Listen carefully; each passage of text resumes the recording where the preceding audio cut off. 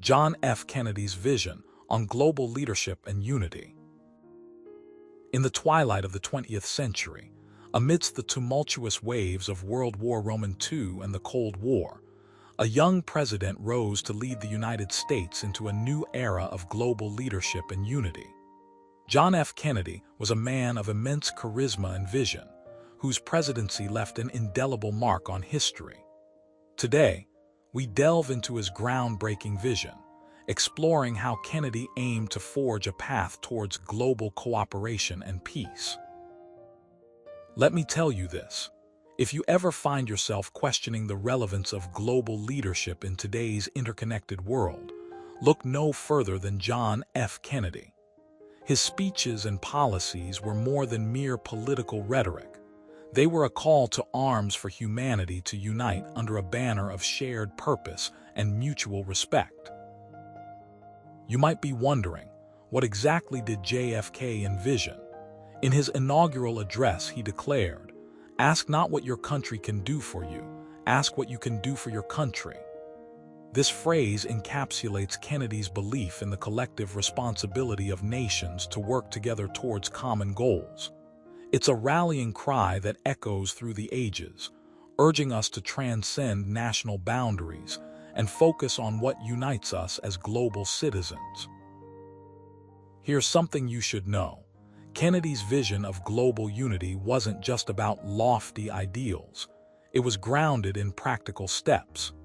He believed that by fostering international cooperation, countries could tackle the pressing issues of the day, from nuclear proliferation to poverty. One of the most notable initiatives under his administration was the establishment of the Peace Corps. Founded in 1961, this program sent American volunteers around the world to help build relationships and promote understanding between the United States and other nations. Kennedy's commitment to peace and unity was not confined to domestic policy.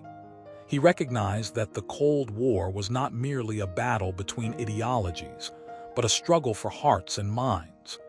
His famous speech at the University of Michigan, where he famously said, "Ask not what your country can do for you, ask what you can do for your country," resonated with a generation eager to serve their nation and the world. However, the road to global unity was fraught with challenges. In 1962, during the Cuban Missile Crisis, Kennedy's resolve was tested when Soviet missiles were discovered in Cuba. The tension was palpable, and the world held its breath. But Kennedy's calm demeanor and strategic thinking played a pivotal role in diffusing the crisis.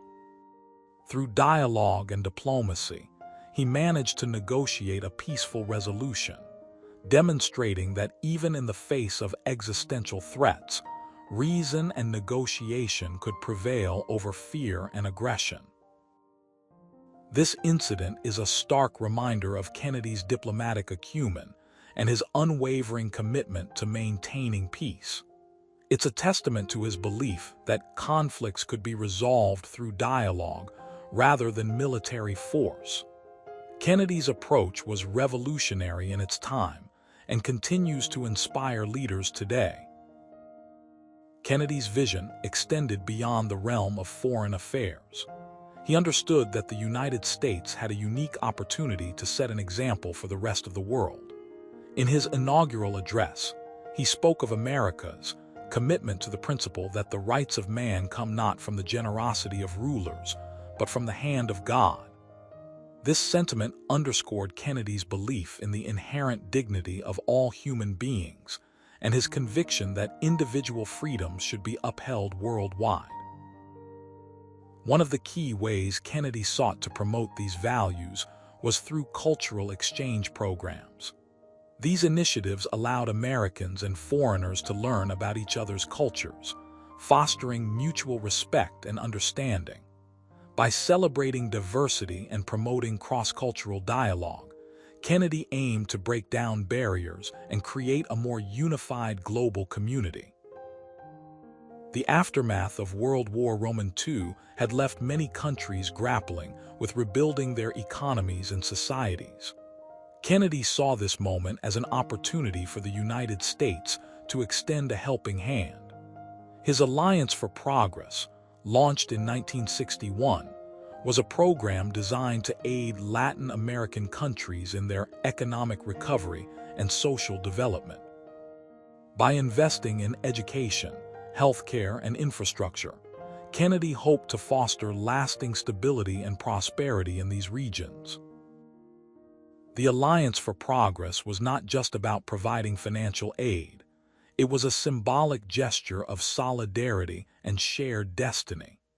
Kennedy's commitment to supporting developing nations was a reflection of his belief that economic growth and political stability were mutually reinforcing. He recognized that by investing in one another, countries could contribute to a more peaceful and prosperous world. But Kennedy's vision didn't stop at the borders of the United States or even the Americas. He was deeply concerned about the widening gap between rich and poor nations and the potential for conflict arising from resource scarcity. In 1963, he delivered a speech titled Urgent Needs of Peace, where he emphasized the importance of addressing global inequalities.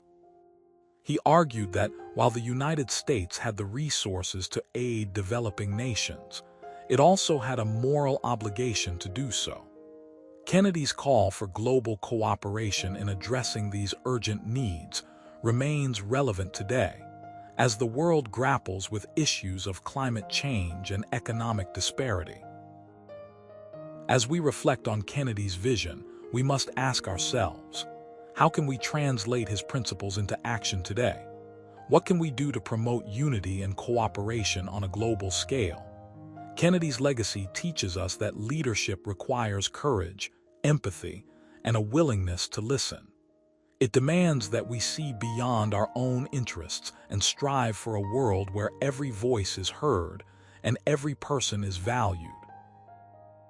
Here's something you should know. The world is facing unprecedented challenges today, from climate change to pandemics.